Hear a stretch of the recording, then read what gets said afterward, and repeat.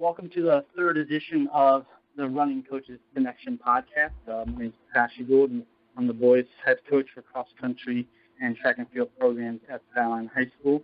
I have with me my compatriot, Rolando Eccleston, who is the girls' head coach of cross country and track and field at Skyline as well. We also have Dave Lustig from Wyandotte Roosevelt High School. He is the girls' cross country and track and field head coach. And today with us, we're interviewing Coach Ben and Jiles from Oak Park. Coach Jiles has had some monster success with both of his time at Oak Park High School, and then prior to that, he was over at Longford High School. So welcome, Coach, and thanks for making time for us. Thanks for having me. So, hey, we were all curious to know, if you could tell us a little bit about, what's your running background and how did you first get involved in the sport? Well, I got involved in track my sophomore year of high school. Like most, teenage boys, I thought I was Allen Iverson or, like some professional NBA basketball player. So I actually was found running discovered me through basketball. We had to run cross country. It was a requirement for basketball. I was JV guy. I was JV point guard. And my first or second cross country meet, I ran like 18 something. And that kind of, set off a signal to Coach Lynch about, my potential as a great track athlete or potentially great track athlete. So, after basketball season that winter, Coach convinced me to come out and run, that spring. And, track, I didn't love it at first. But I did like it a lot. It was girls, it was an individual thing, so you could kind of determine your own success, depending on how hard you worked and, how well you raced. So, I got into it slowly, but I think my first high school season, I think I ran about 2:04 or something like that. But that's, relatively with no, winter training or anything. And then I decided to, run, not only play summer league basketball, but run AAU track that summer. So the Junior Olympics was in Charlotte, North Carolina, and it was a huge thing. It probably was about 11,000 kids there running. And I just remember seeing all of these girls from Texas and, Philadelphia and Florida. And it kind of was like, wow, this is kind of cool. So, it ain't just like being on the court with 9 other guys just playing basketball. So, I ended up having some success there. I made it to the finals my first year running, and I think I ran about 2:01 that summer. So, I enjoyed it a lot. I just enjoyed the competition. I enjoyed the experience of competing at that meet. And it kind of, turned me on the track. I hate to say girls were a big part of it, but I would be lying if I said I didn't. I really enjoyed that part. I wasn't a girl crazy guy, but at the same time, it's like, wow, these girls can run, they're athletic, and then we had a nice team. We had a good team, atmosphere. It wasn't like basketball. Basketball is just one of those things where, like, if you could play and you were, then you were the coach's favorite. And sometimes the coach's favorite might have been 6'2", 170, 180. I was 5'8", probably 140 something, so I wasn't going to be the varsity basketball coach's favorite guy ever, probably. But, that summer I continued to play, summer league basketball, and, I moved up to varsity at that point, and I really wasn't playing a lot. I played sparingly during summer league, but, with track, I kind of had success, and the success was based on, how hard I worked and how much work I put into it. So I kind of, I talked to my mom about it, and, I told her, I said, hey, Mom, I'm thinking about just, focusing on track, my junior and senior year, because I think that, I probably could be good and I might have a future in it, And, my mom was like, well, if you quit in basketball, you going to go tell the coach why you quit, why you stopped playing. And, so, my mom made me go talk to, the varsity basketball coach and tell him that, that I was focusing on track. And, she made me do that. And, it's kind of been track for me ever since. That fall cross country, I think I might have ran low 17 in cross country, which was okay. I didn't really like cross country that much initially, so I didn't really put much into it. But my junior year of high school, I ended up running 155, which was a really good time.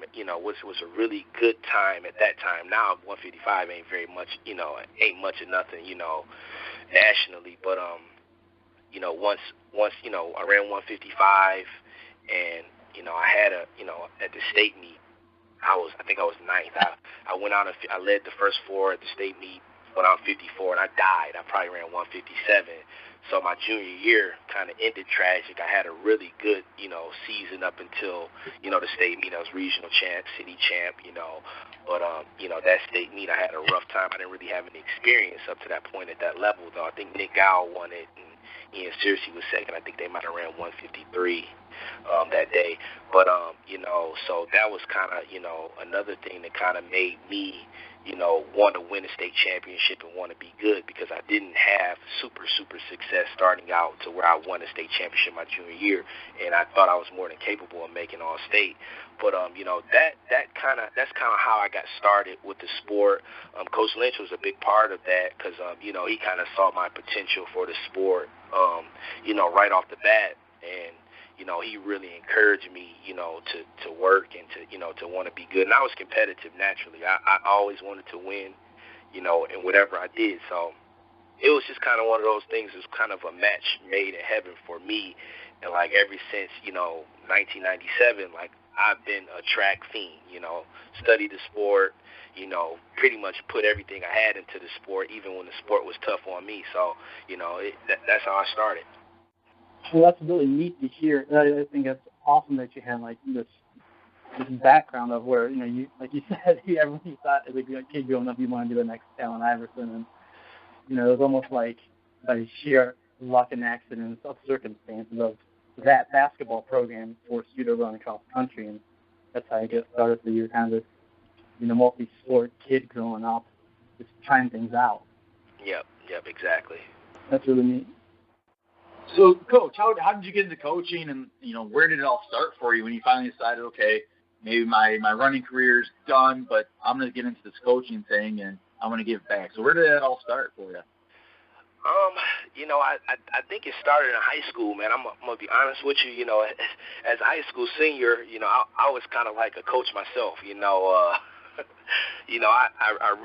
I studied the sport a lot. I read track and field news, anything that, I can get my hands on to learn about the sport and about the history. Like, I researched it. And, with my coach, Coach Lynch, he's kind of one of those people, who he kind of has things set and, how he does things. And what I did was I really learned how he did things. And, like, I applied them to my own running and to my team as well, So, as a senior in high school, I was a captain on my team, obviously, but, I was the person who was saying, well, guys, we can't miss practice today, or, we got to do this, or, on Sundays we're going to get out and jog. Like, I was that kid. So, I was a kid saying, no, you guys ain't sneaking out the room to go mess with the girls. We're going to get some rest so we can run fast. So I think it kind of started, for me as a senior in high school, where I really got serious, as far as, like, wanting to help, my team win and wanting to, help my coach, you know what I'm saying? I was a person who, I had to do uniform checks to make sure kids didn't have on boxer shorts. And, if a kid didn't have a ride to practice, I was the kid who, had my mom go get that kid. So it started out early for me. In college, I ran in Eastern Michigan.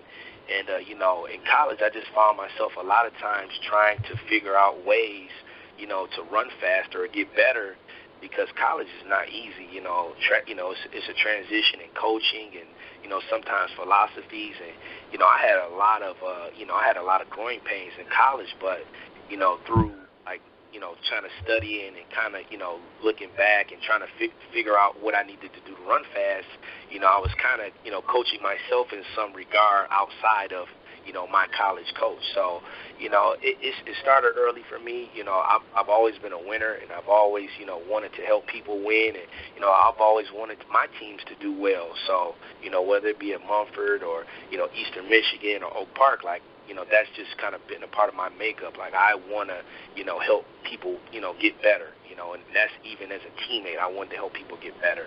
So it started early for me. That's awesome. So you already mentioned Coach Lynch a couple of times, just him finding you in gym class and then, kind of mentoring you through the program. Can you elaborate some more on just what kind of impact he's had? Because I know, I started coaching now 14 years ago, And that's been a constant face that I've always been watching from afar. Like, this guy is a genius and a legend. And, you know, it's nice that you get a guy like that to work with. So I was just curious if you can elaborate some more on that. Oh yeah, man. Coach Lynch is, he a tough cookie, man. And like I tell the kids now, he's a lot easier on them than he was on me. Even just, like when we go to meets and stuff, like, letting the kids, like hang out, or like maybe go to the mall and stuff. Like, we wasn't doing crap, man. Coach was like, y'all going to the room, y'all getting some rest, and we gonna run fast tomorrow. But Coach has always been one of those people. He's wanted, to coach the best, and he's wanted to coach kids who want to be good. And one thing about him is he's always pushing the envelope for kids to get better. When I was in high school, Coach took us to Boston to the National Scholastic Indoor Championship, which is now the New Balance meet. But he took us, way to Boston back in '98. We went to the first Nike Indoor Classic at Ohio State.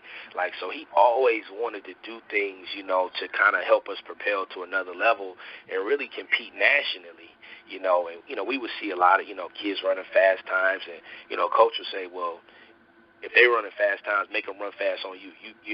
So he, he's really, really, really, helped me and really been a part of one of the reasons why that I coach, because it's a lot of kids who probably would have ended up on the streets or in jail had he not got them into the sport and really, show kids the United States by traveling to different meets and going to the Junior Olympics and, just doing different things. So, he's definitely been one of my motivations and, my biggest mentor.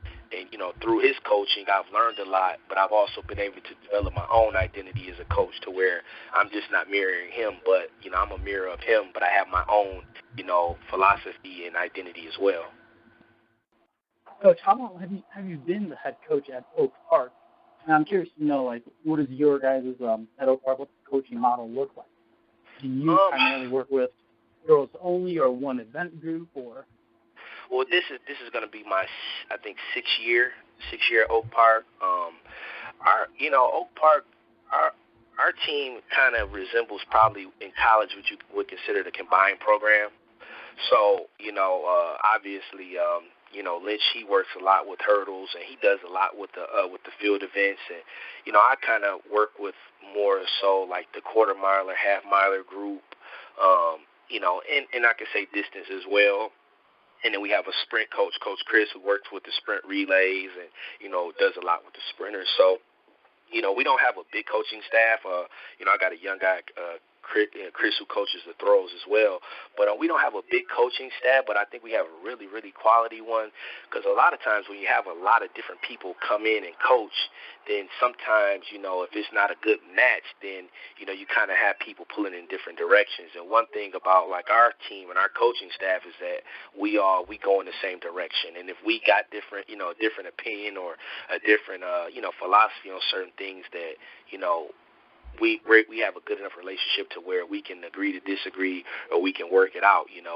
Like I said, our sprint coach, Coach Chris, he ran for Lynch back in the 70s at Pershing. My throws guy, he went to Brother Rice, but he competed for Motor City. So, our coaching staff is like is a family thing. And, sometimes, I get upset with Coach Lynch, and, so do the other coaches, and he may get upset with us. But it's one of those things that, we all have a common love and respect. So, usually that blows over fast. But no, I think it would resemble a combined program just because we got different people in different areas with both genders.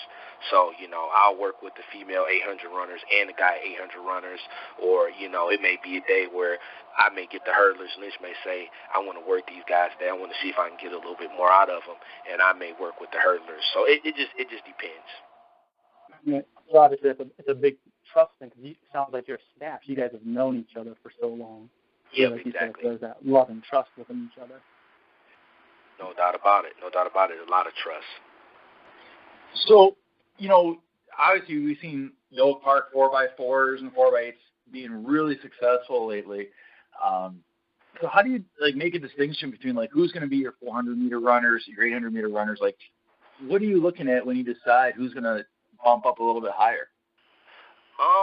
Well, usually, the running will kind of tell, what somebody can do. So, as you guys know, sprinters don't really grow on trees. So very seldom do you have a pure sprinter. So a lot of times kids are usually quarter milers, or half milers, and, given the person, they can move down or they may move up. I think like the quarter mile is kind of the staple of our program. Like we always want to have good 4x4s, and with those 400 runners, you're going to find people who can run on your 4x1, and you're going to find people who can run on your 4x8. So I think it's one of those things where you kind of have to look at the athlete and say, well, what is your strength? Can you go to a meet and make it to the finals in 100? If you can't, then probably you might be a quarter miler. You know what I'm saying?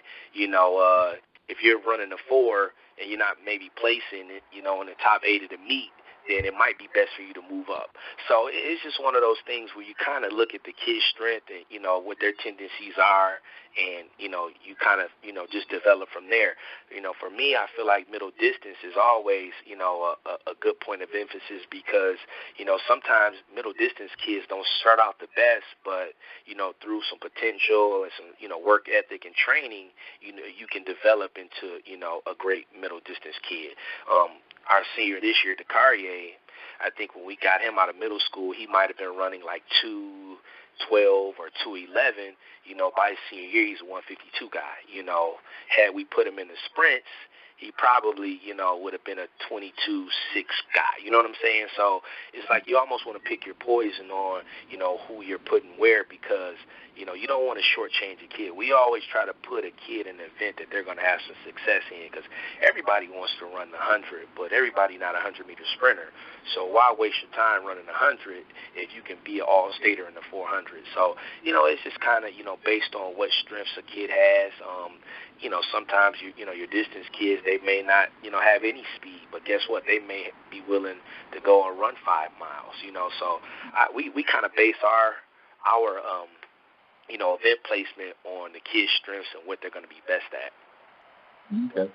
Now, with that, though, like you're talking about, obviously, as a coach where the kids are going to fit in best. But what's the most difficult thing when you're trying to convince that kid that's maybe like a 23 flat 200 guy and convince this young man that he's going to be an 800-meter runner and he's going to be more successful? Like, because obviously that's 4 times the race distance. You're not coming out of blocks. So, like, what do you need to do to sell some of these kids? Because that's a huge difference from a kid saying, hey, I'm a sprinter, I'm a sprinter. Well, no, you're going to be an 800-meter guy for us and you're going to be more successful. Yeah, well, I think it's a gradual process with some kids. Some kids are going to say, Coach, whatever you want me to do, I'm going to do it. But then you have those other kids that say, well, I want to be a sprinter. So a lot of times, you get that kid every opportunity to be what they want to be. And, sometimes it just takes kids longer to figure out, like, maybe I need to listen to Coach because, I'm not even traveling to meet, so I'm not even running because I'm not in the top 200 runners that they have at the school. So, it's, trust me, we fight that battle, with certain kids, but usually, at some point, a light will click on and they'll say, I'm going to give it a try, or they'll end up, maybe out of the sport or doing something else. It's just kind of one of those things that happen. But, for me, I really, truly believe that to have a successful program that kids have to buy into what the coach is trying to, put in them. You know what I'm saying? So if you have somebody and they want to go against what you're doing or your plans or, don't see the vision you have, talk to their parents, let their parents know what you see, maybe have the parents and, hopefully you get some, a kid to buy in. But if you don't, then their future is going to be predicated on what they want to do. They might be a kid that goes 4 years and doesn't get opportunity to go to the state championship. It's one of those things where I'm pretty tough on that as far as kids buying into what, the program, demands and what the program needs them to do. So kind of switching topics a little bit, I'm always fascinated at how different communities, handle their programs and different obstacles that can come up.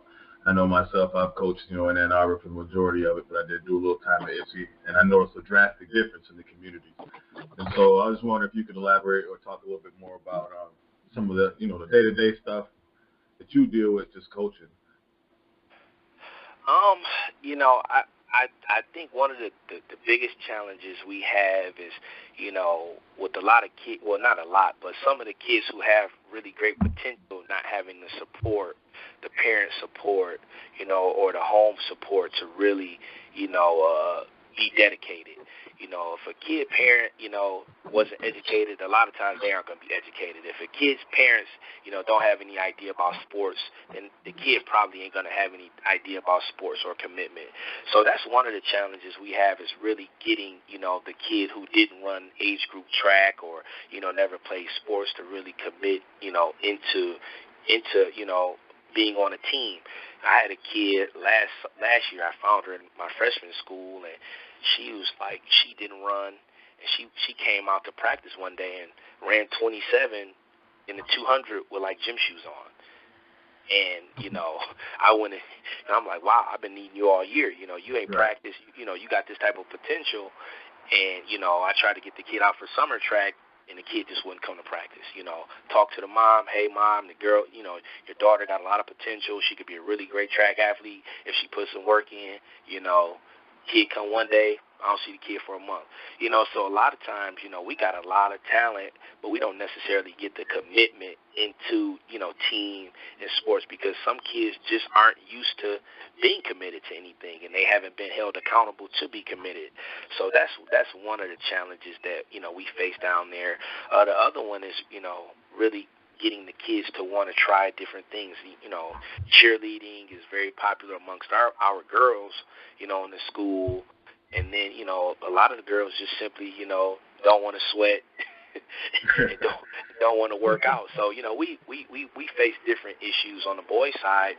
Football, having some of our football players buy into running track is tough. They don't want to commit to it. They want to play 7-on-7 football. They want to lift weights, during the spring. So we aren't necessarily getting all the multi-sport boys or girls that we need to really be as successful as we could be.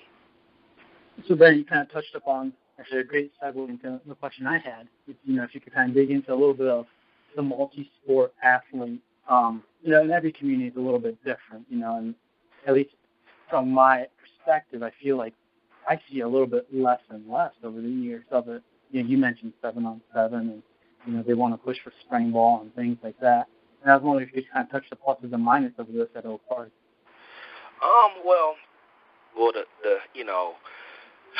from my end, we don't get a lot of multi-sport athletes. I have a few kids that play volleyball. Last season, I didn't have any basketball kids come out for track. But I can say that the stigma at our school is that track is tough, track is hard, and it is hard. But it's a good it's a good chance to take if you want to improve, whether, if you're doing another sport. But, we have big challenges with that because everybody wants to specialize, and track isn't one of those sports that, kids in the hall say, oh, I just want to run track. Everybody wants to play basketball. Everybody wants to play football. But track sometimes, we get the kids who don't have a sports identity and, want to try something out.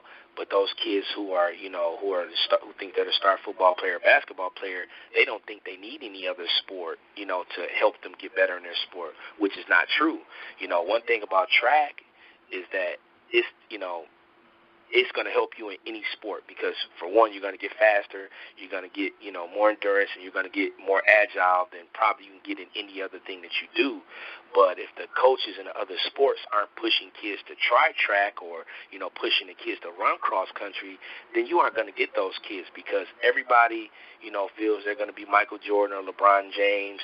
And, what's the likelihood of most of these kids going to the NBA or NFL? It's a very slim, chance. So, I think that, with the new age of coaches, I don't think they're really pushing kids to do other things. And, for me, if I got a kid that's a basketball player, I'm going to let that kid play basketball, and pray that they come back out for track. But I would never stop a kid from doing any other sport, especially if it's something they're good at and they can help the school. But it's a big problem amongst, having multi-sport athletes in my school for sure.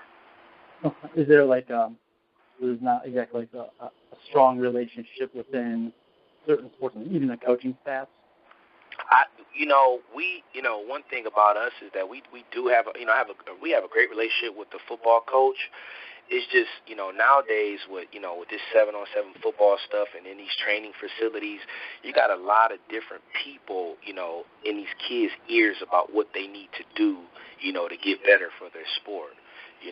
Miles Daniel, who was, I think he was second in the 100 last year at the state championship. I think he was third in the 2. We didn't really get Miles out full time for track until maybe the end of his junior year. And, through those first 3 years, we battled with personal trainers and 7-on-7 football, for him to even come out and run, period. So a lot of these people who are, trying to get money for kids to come work out at their gym or think that these kids are going to the NFL, they aren't allowing, the track coaches and the cross-country coaches and, the people who are in the school to have an influence on the kids, because they're telling them, hey, you don't need to do that. You need to come do this. You need to come, lift these weights. And that's a problem. It's a problem because we got so much talent in our building. It's just we aren't getting the full number of kids, out in the sport to really give them any exposure to really, help themselves out. Most kids don't come out for long enough to see any success. And you know how a lot of these football kids are, they don't like losing. So they come out and they run the 100, they think they fast, and then they get their butt kicked.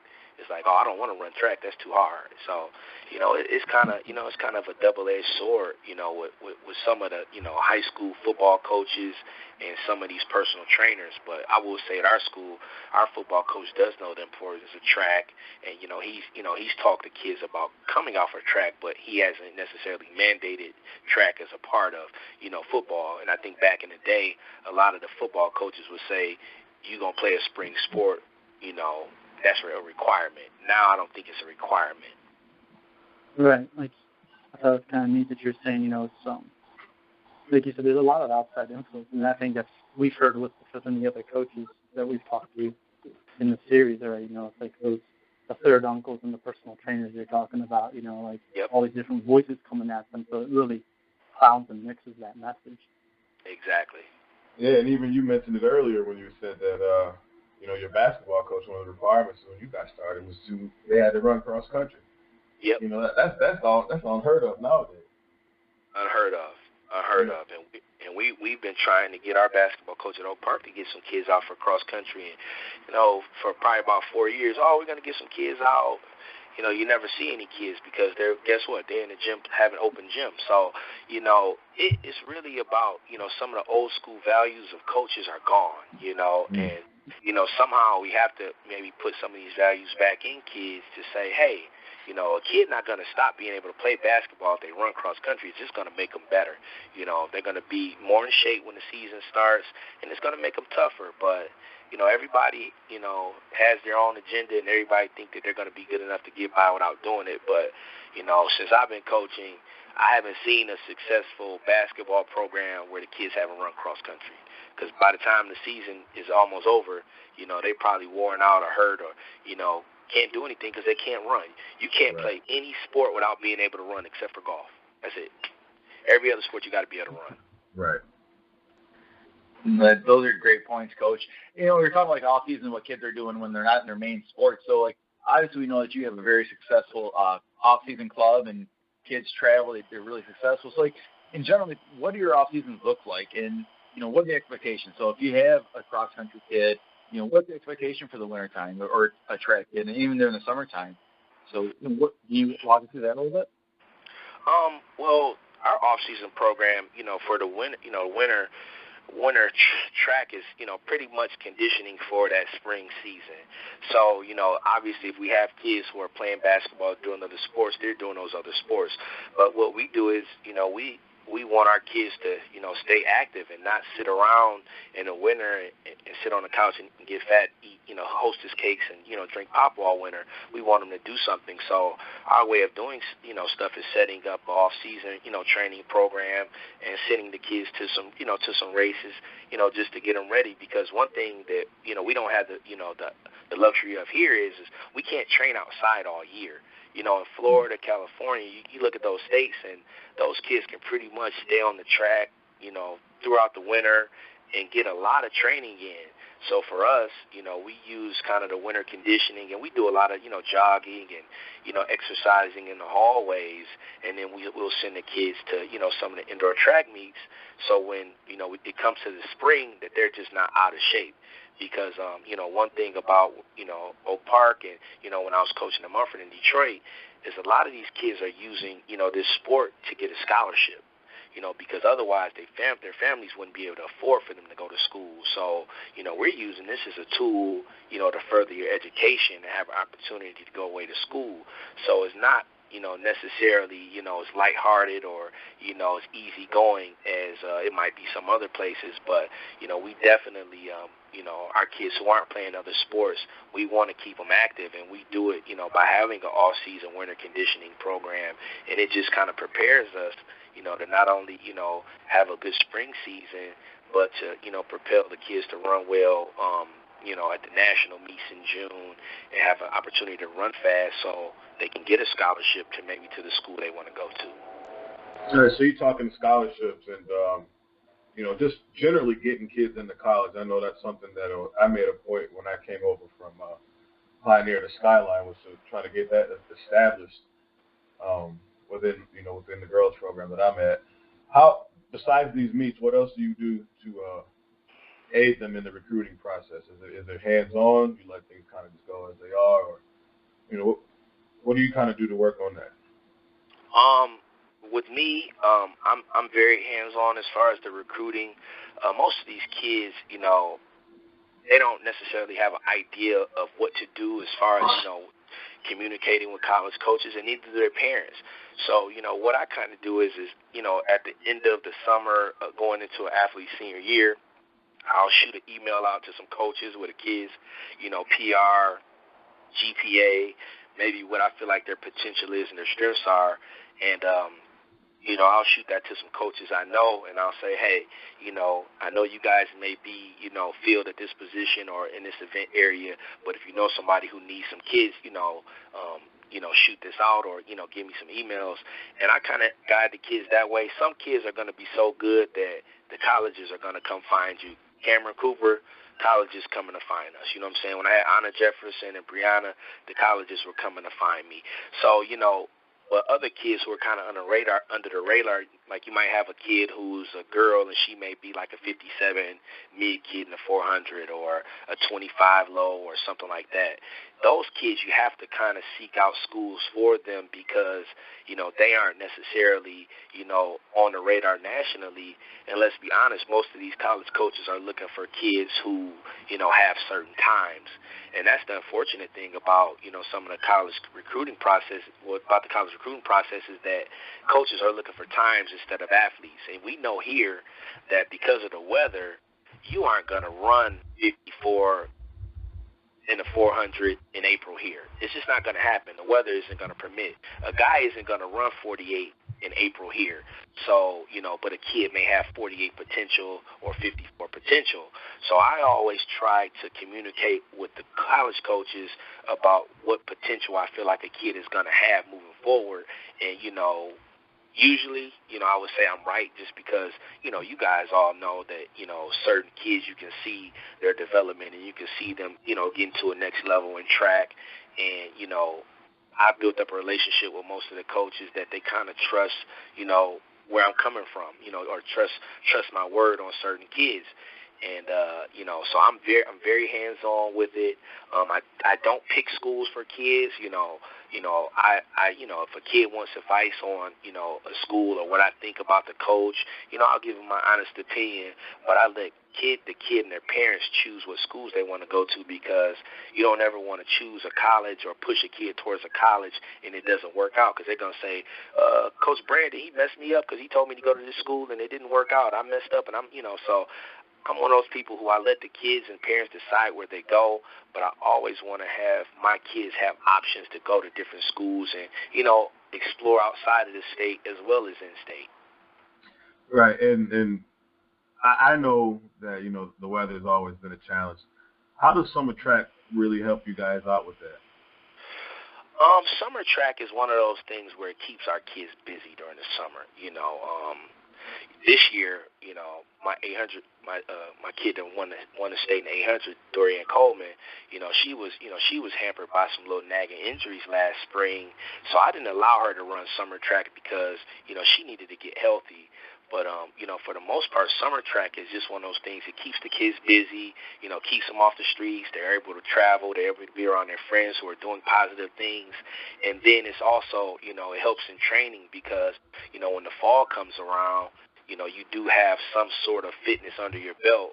I don't have the type of program where kids are going to go out and run 5 or 10 miles every day. So I have to do what works for me and for my programming. Because we've had more of a sprint, quarter-mile, hurdle-based group, summer track just helps them stay fit. So when we start fall and we start doing our little bit of cross-country, they're able to do it without just, not having any fitness under their belt at all. So it works out. Yeah. I know something that I'm always frustrated about is I feel like during the spring, I'm competing against the same people all the time at the same places. And we just tightened up so much by our restrictions of what we can do in the spring. I know it really doesn't help towards this recruiting process. And I was curious, on your thoughts about that. I think here in the state, our kids are handicapped because we aren't able to venture out, very far, and there's a limited, opportunity to travel to meets to see different kids. I've noticed that when kids aren't comfortable with competing with, with the same kids, that they compete a little bit better because it's a factor of the unknown. If you got a kid and she's competing against the same kid every week, then she grows accustomed to maybe losing or beating that person as opposed to maybe meeting up at the regionals or the state meet, to challenge somebody in this kind of an unknown factor.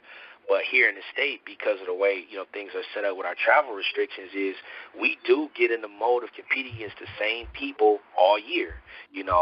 Pioneer and Skyline, I'm pretty sure they compete against each other all the time. Us down here, we compete against Birmingham Seaholm or, Waterford Mott or, those schools all the time. And it's like we want our kids to get a chance to see some different competition and to feel some different type of pressure.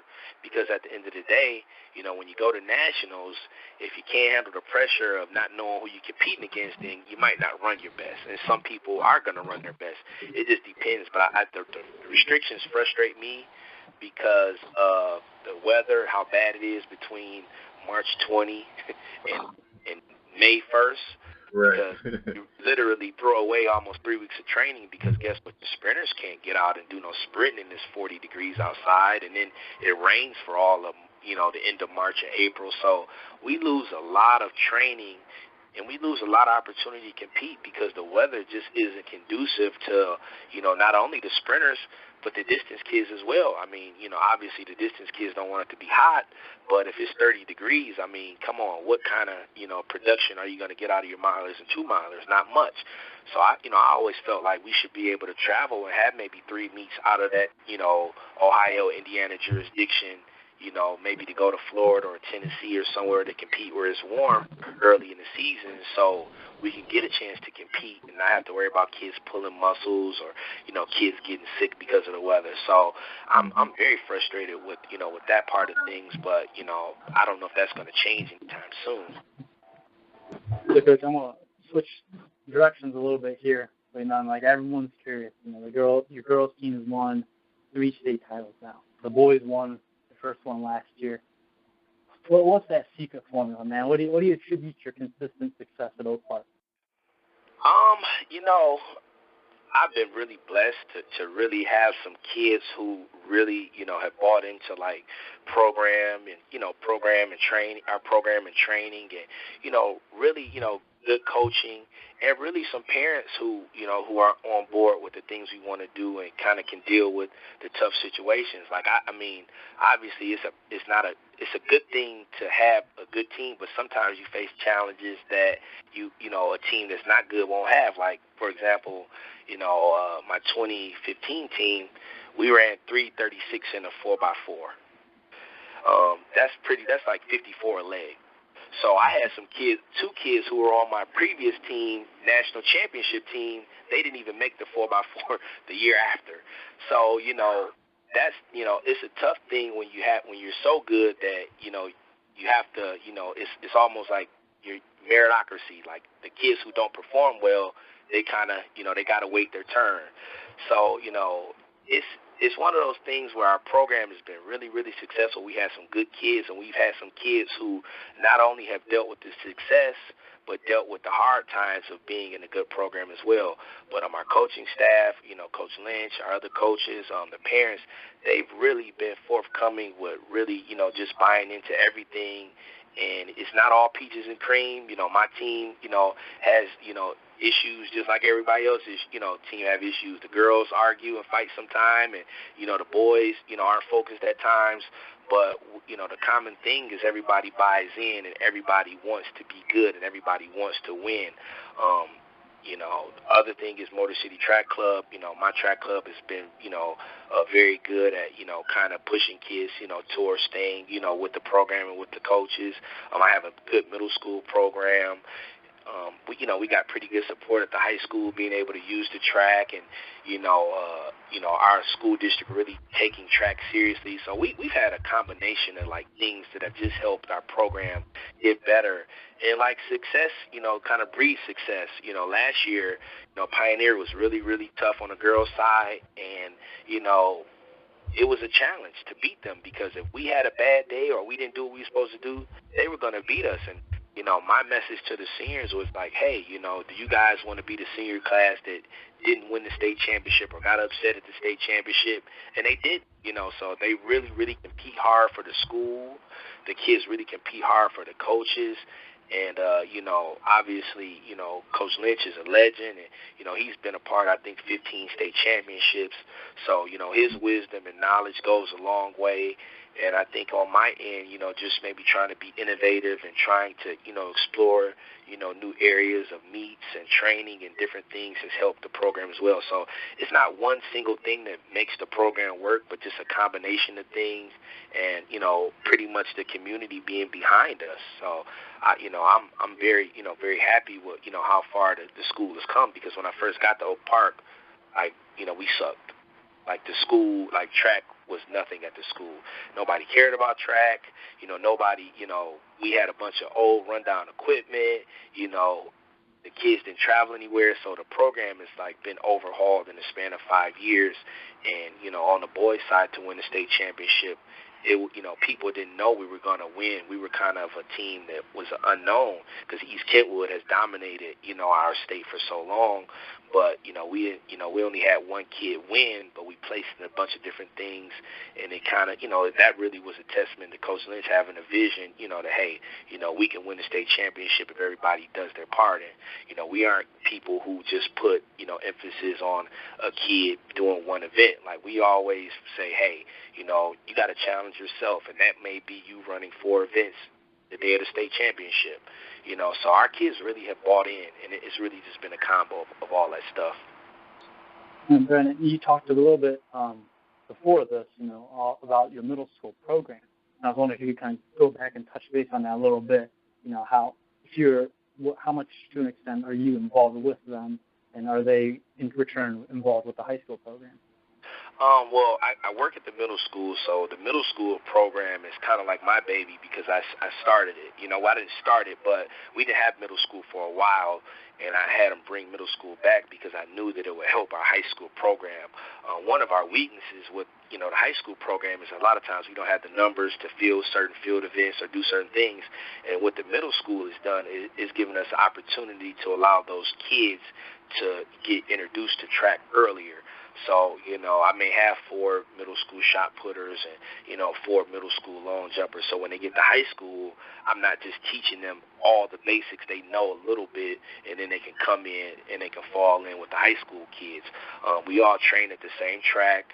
Obviously, middle school track is a lot more easygoing, so it's a lot more basic. You just want to teach the kids how to warm up and how to stretch and how to do the drills, and then you do a little bit of interval work, and then they go home. So that part's been fun, because that's really like grassroots, because they don't know anything about track. But sometimes, you'll find a gym, in those kids that don't know anything. So it's really, really helped our program grow. And, I think, it's going to help us continue to grow. And we got some talent at the middle school, which helps out. I got an 8th grade girl right now who's 56.2 in the 400. I got another girl, who's 12.9 in the 100. I had another girl who was 12.9 in the 100. I got a boy who ran 56 in the 400 as a 7th grader. So, that just helps build the depth of the program. So it's been very important. It's been very helpful, to have that middle school program going. So you said you have the middle schoolers and the high schoolers, on the track together. So how do you conduct those? Like, you have 2 practices going on at once? Yeah, we pretty much have 2 practices going on at once, but like the middle school practice, like we'll put the kids on the back stretch, and I have a couple of parents who work with the kids and show them drills, and and then I'll pretty much and the one thing about middle school track is, like, I'll start out with probably like 100 kids, and then by the end of the season I have like 30 because they all find other stuff to do. But with the middle school program, it's really, really easy going, really just developmental stuff, really just, showing the kids how to pass the stick and some of the basic things about track. None of the training is serious. It's all kind of in fun, because with middle school kids, if you make it too hard for them early, they won't want to do it. So you got to kind of make it fun and allow them to socialize. So it's really an easy-going practice. And like at Oak Park, we do have a quality group, but we don't have a huge team. We may max out at maybe like 50 kids, between boys and girls, that practice consistently. So, our practices are very structured, and, every kid knows what coach and kind of has an idea of what they need to do. And the older kids kind of, they kind of lead the younger kids, through the drills and show them. So, we've been blessed to have some really experienced kids who can help us aid, not only the high school program, but sometimes the middle school program. And Coach, talking about the facility and, like, practice and everything, so, like, at Oak Park, I mean, what's on your wish list at your facility right now? Like, you got middle schoolers and high schoolers practicing, pretty much at the same time. If you could have your dream facility, what's missing? Well, a dream facility would be probably an auxiliary gym with the track, just so we can duck somewhere indoors, when it's cold out or when it's raining. Our track is pretty fast. Probably need some new equipment, some new hurdles and new high jump stuff. But I mean, one thing about track is that you don't necessarily have to have the best or state of the art to, like, really produce. I mean, when I ran in high school, we ran on a dirt track, and when it rained, we couldn't do shit. Excuse me, we couldn't do anything. But I'm pretty happy just to have an all-weather track. But one thing about it is sometimes during the winter, with all the different sports going on, we don't really have, space to really, sometimes, weight train or, have the space to do a lot of the things that we want to do. So an auxiliary gym with the track would be perfect for me. So many things going on, for sure. And, you've been coaching for a while. I mean, you started coaching when you were in high school. And, you went to college and kind of coached yourself a little bit on the side when you felt you need to be better. And you turned, you held out with Munford. Now Oak Park is a track powerhouse. Now, 5, 10, 15, 20 years down the road, do you ever see yourself moving up to the college level? Are you content and happy where you are? Like, where do you see your future with coaching? Well, that's kind of the unknown as far as, like, the college coaching. Like, obviously, like, if it was a great situation in a great school, like, of course, like, I would definitely, wouldn't mind coaching college. I have coached on 2 international teams. I've coached with the 18 and under World Youth Team in 2013 and 2015, and hopefully, this year I'll coach internationally. Sydney McLaughlin, who was the youngest member of the Olympic team this year, I coached her last year on the World 18 and under team. So, I do have aspirations to coach maybe, an Olympic team one day, and possibly coach in college. But right now, the impact that, I'm making in the community with my club and with the high school, like, I enjoy it, A lot of college coaches, especially at the mid-major and smaller schools, they aren't making a whole lot of money, so I make pretty decent money at my job, and, I'm able to kind of control what's going on with my team and kind of build my team. So right now I'm just focused on, getting better, you know, as a coach and evolving as a coach and, you know, hoping my program wins some more championships. You know, what the future holds, I'm not sure. You know, if USC or University of Michigan called me and say, hey, Brandon, we want you to come coach, I'd say, peace, guys. I'll see Oak Park later. But, you know, right now that's not the case. So, you know, I mean, I'm just kind of, you know, going with what's happening now and, you know, just trying to focus on being better and improving myself. So lastly, and we, you know, I don't know, you and I talked about this the other day, and just looking at the overall scope of track, it's improved a lot, especially since the days that we were competing. It just seems the standards are so much lower. How are you feeling overall about just the state of track and field in Michigan? Not just with the times, with participation, just the state of the sport. Because I know we have a lot to offer, and I feel like sometimes they know and sometimes they don't know. You know, man, I'm happy with the progress that the state has made, especially with the kids and competing. I mean, you know, I looked at Anna Pioneer girls this year. Like the distance group had an outstanding, you know, meet at the New Balance meet. You know, your girl Chloe, Takashi's kid that ran the mile. You know, I mean, just, you know, a lot. It's so much talent here, and I think the talent has been here. I just think the coaches, you know, the coaching has gotten better, and I think that people have, you know, gotten more into track. But I'm extremely happy because it's competitive. You know, I look at some of the marks from the state meet, and, you know, sometimes that probably would have placed in the top 3 when I was running, wouldn't even place now. So, I mean, you know, just the overall scope of the sport and, you know, the direction the sport is heading in, you know, I'm excited about, you know, Northville girls, you know, qualifying for that Nike meet last year. Like, that's huge. You know, Pioneer girls running 8:53 in the 4x8 this year. That's huge. You know, Cameron ran 1:49.7. You know, this year in the 800. Those are huge times. And then we look at what Donovan Brazier did at Texas A&M. I mean, a kid from Michigan run 1:43.5. You know, that's ridiculous. Like, but we saw what type of talent he had, you know, when he was in the state. So I just feel like here the talent is unlimited, and I feel like we can compete with anybody, you know, in the country, you know, given the opportunity. My girls, we were second in the 4x2 at New Balance Nationals. We were like 5th in the 4x4. But, you know, back in the day, those type of things were unheard of. You know, my girls, this, you know, last state meet, they surprised me when they ran 46.2 in the 4x1 and 1:36. You know, I figured we can run sometimes, you know, maybe remotely close to that, but, you know, they blew me out of the water, and it really opened my eyes to say, hey, you know, we got just as much talent in this state as anywhere in the country. But I just haven't felt like our kids have been getting the opportunity. And now I feel like coaches are more open-minded, and coaches are being more innovative about getting those kids the opportunity. So we're seeing better marks, and we're seeing a better overall state. So, I'm excited about the direction, and I'm excited about the coaches, you know, getting better and really, you know, putting more into the sport. And I think really the sky's the limit. Coach, I can't thank you enough for making time to share with us and let us pick your brains. You know, like, this is, I mean, you have a top flight program. You know, everyone knows who you and Coach Lynch are, and the Oak Park name now. As you said, you guys are not just big in Michigan. You guys are, you know, kind of leading the way for the state of Michigan national level. So, you know, really appreciate you making time every day. No doubt, man. I appreciate you guys having me, man. And, you know, I mean, you know, each one of you guys, I have a great respect for you, for the love and for the passion you guys have for the sport.